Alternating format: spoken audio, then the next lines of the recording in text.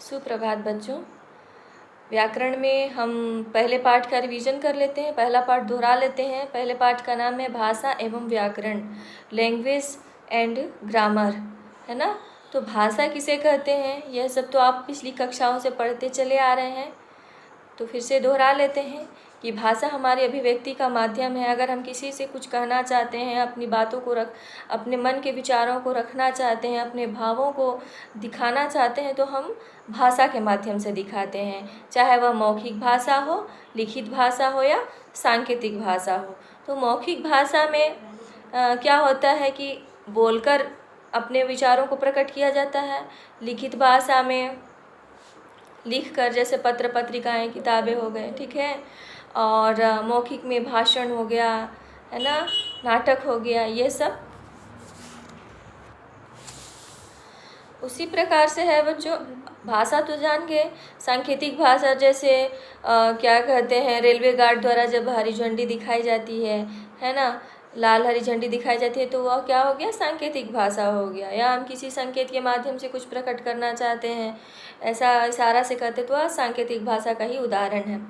अब है बोली और उपभाषा। तो बोली जो है एक सामान्य क्षेत्र में बोली जाती है, निश्चित भूभाग में, है ना।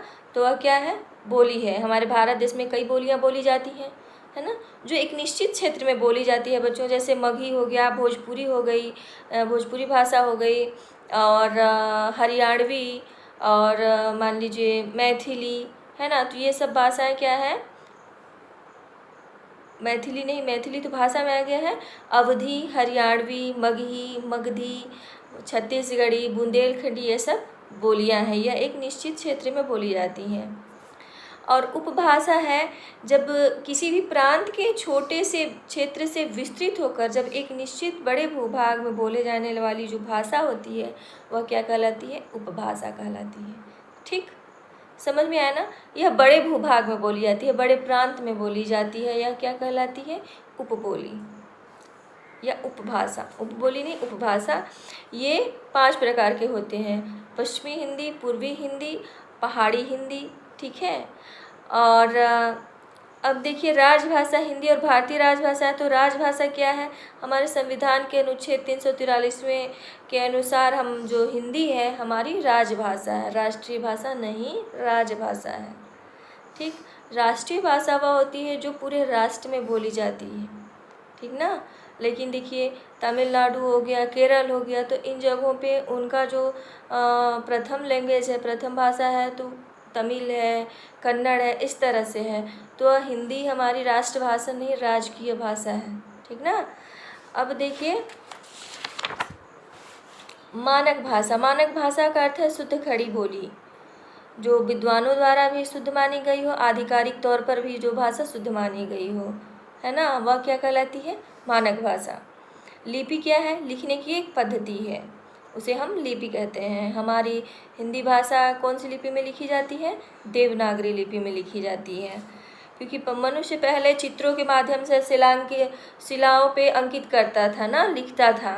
पहले का जो मनुष्य था, आदि मानव जो था, वह कैसे अपने विचारों को प्रकट करता था, शिलाओं पे लिखता था, बड़े बड़े पत्थरों पर लिखा करता था। फिर धीरे धीरे धीरे विकास का क्रम आगे बढ़ते गया, पत्तों पर भी लिखना शुरू हुआ, है ना।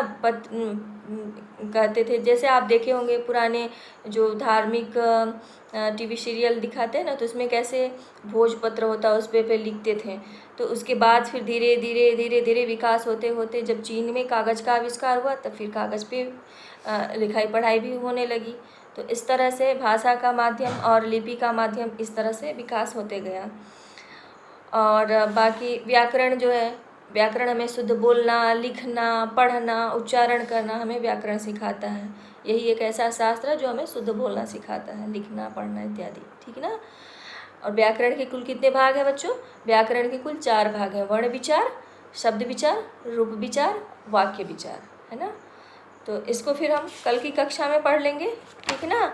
और इसका जो प्रश्न उत्तर है बच्चों, और एक शब्द में उत्तर दीजिए, रिक्त स्थानों की पूर्ति, सही मिलान कीजिए, सही विकल्प पर सही का चिन्ह लगाए। इसको आप एक बार देख लीजिएगा, समझ लीजिएगा, प्रश्नों का उत्तर याद कर लीजिएगा, समझ के याद कीजिएगा, रटना नहीं है, ठीक है।